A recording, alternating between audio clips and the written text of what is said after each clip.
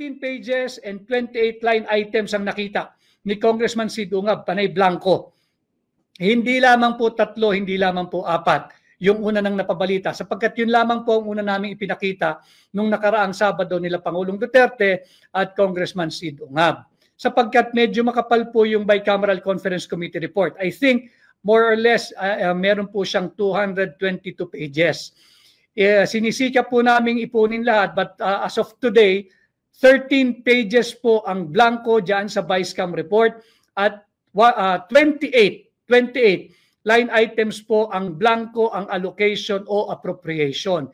Ito rin ba ang i-final nila at naging enrolled bill, yung tinatawag nating GAB. Ulitin ko hindi natin pinag-uusapan dito yung GAA, yung General Appropriations Act.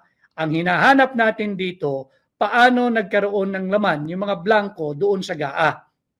Yung Philippine Star online, ang sabi po nila, nag-request daw po sila ng Bicam report at sinabi po sa kanila, meron pa raw yata revisions or changes na maaaring gawin.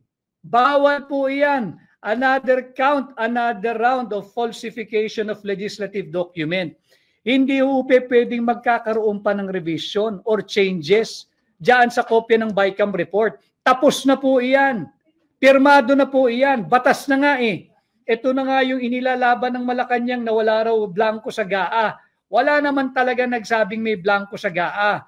Ang ating hinahanap at pinapanagot, sino nagpuno ng mga blanco doon sa Bicameral Conference Committee report na aprobado, ratipikado at pirmado ng mga senador at ng mga mambabatas na bahagi ng Vicecam Conference Committee. Kay Jeng Labado, God's will, manalo ka, attorney. Maraming salamat po. Bizong, hudas kamay sila. Tama po yun, naghuhudas kamay ang mga hudas. Ash Bunite, all along, totoo talaga ang sinasabi ni VP Inday. Tama po yung sabi ni Vice President Inday Sara. Hindi po talaga marunong maging Pangulo at hindi alam ang gagawin. At kay Nene Derla, good afternoon, Attorney Vic. We will support and vote for you. Ikaw ang dapat maging number 1 senador. Marami pong salamat. At yun nga, hindi maaring ipagbaliwala ang 13 pages na nakita at nadiskubre ni Congressman Sid Ungab na nagpapakitang merong 28 po yung ipinakita po namin sa inyo, hindi pa po kasi tapos yun. There are 28 line items doon sa Bicameral Conference Committee na blanco. 28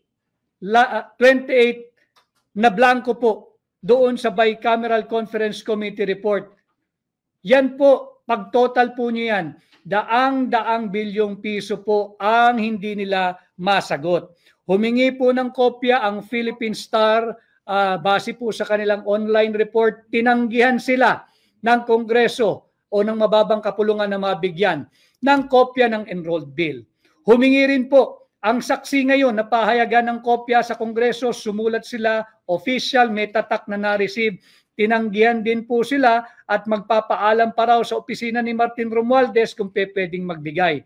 Ito ay malakihan at tahasang cover-up sapagkat meron pong mananagot dito. Meron pong dapat makulong dito. Yung mga makakati ang kamay na pinakialaman ang pera ng taong bayan.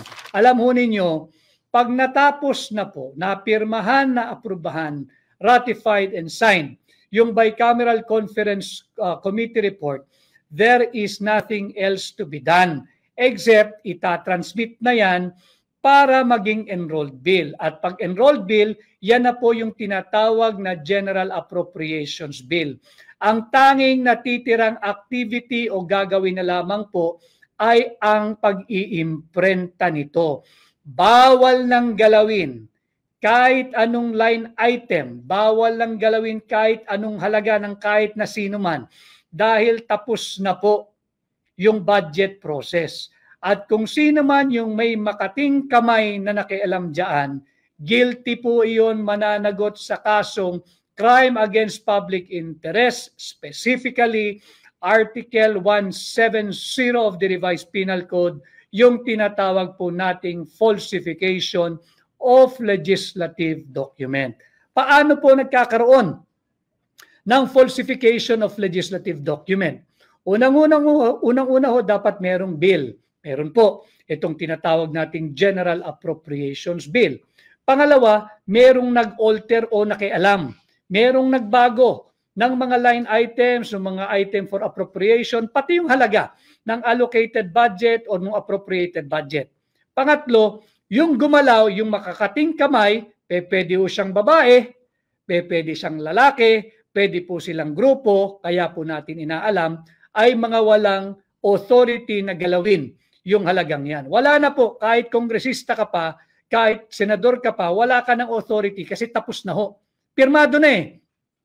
Pirmado na. Hindi po draft yon kagaya ng unang palusot nung nagsabing draft yon. You do not sign a draft document. Draft nga eh. Pwede mo nga idiretso sa basurahan yan eh. Ito ay yung final kopya na ng Bicameral Conference Committee report. At pangapat na elemento dyan po sa falsification of legislative document, nagbago po yung kahulugan ng dokumento. Dito kitang-kita nagbago. Nagblanko po eh. Paano po nagbago? Mula sa malaking halagang daang bilyong piso, binabago po nila. Wala pong nakakaalam ngayon kung ano yung tunay na final na halaga. Kasi nga ho may nakialam. May makating kamay na nakialam. Yun po ang ating inaalam. Saan ba ito ginalaw? Tapos na ho sa bicameral conference eh. Ginalaw ba ito ng Senado? O ginalaw ito ng Kongreso, yung mababang kapulungan? O ginalaw ito sa Malacanang? Tatandaan ho ninyo, napakaraming larawang naglabasan, busy ang Executive Department, pinag-aaralan ang budget at hinahanap daw po nila yung mga necessary adjustment. That alone is an admission na nakikialam ang Executive Department sa bulilyasong panukalang batas for 2025 budget. Wala pong kapangyarihan ang Executive Department na kumpunuhin ang sablay, unconstitutional, illegal at immoral na panukalang budget. Ginalaw po nila yan. Tatandaan ninyo yung napakagaling na Presidential Communications Office. Pinakita ilang larawan yan. Busy ang Executive Department. Pinag-aaralan, rineremedyohan ng budget. Kaya itong pumutok na malaking balita, ito ba'y bahagi nung ginagawa ninyong pagre-remedyo? Ito ba yung ginagawa ninyong adjustment? Ito ba yung ginagawa ninyong pagre-retoke? Dapat sumagot din dito ang Presidential Communications Office. Mali yung payo mo, kaibigan. Hindi mo dapat tinabas yung larawang yan, lalong nabubuhol ang iyong principal.